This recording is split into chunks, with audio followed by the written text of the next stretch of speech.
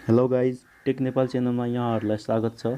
आज हामी कुरा गर्न गइरहेका छौँ ह्याङ चल्ने मोबाइल, पुरानो मोबाइलले कसरी फास्ट बनाउन सकिन्छ भनेर। यदि तपाईँहरूको मोबाइल पनि पुरानो भइसक्यो र ह्याङ चल्छ भनेपछि यो भिडियोलाई लास्टसम्म हेरिदिनु होला। पक्कै पनि यो भिडियोले तपाईँलाई मद्दत गर्नेछ।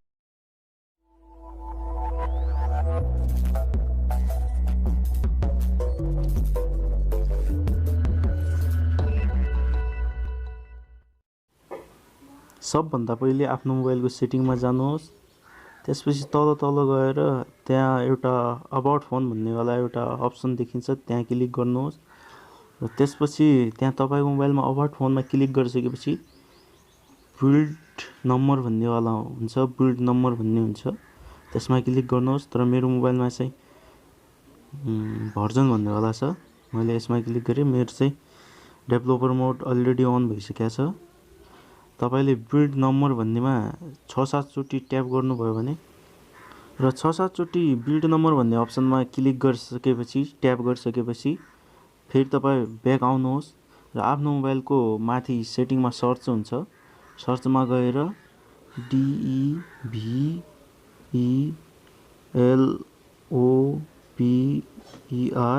डेभलोपर अप्सन भनेर डेभलोपर सेटिङ फेरि अन गर्नुहोस्।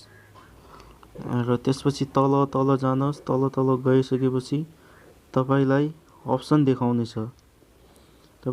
देखाउनेछ, विन्डो एनिमेसन जुम भनेर, त्यसमा क्लिक गर्नुहोस्।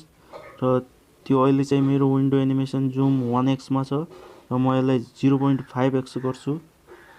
फेरि त्यसपछि ट्रान्सलेसन एनिमेसन स्केल छ, त्यसलाई पनि 1x छ, त्यसलाई पनि 0.5x गर्छु।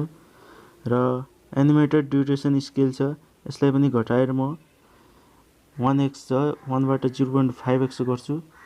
र अब तपाईले पक्कै पनि पहिलाभन्दा फरक देख्न सक्नुहुन्छ।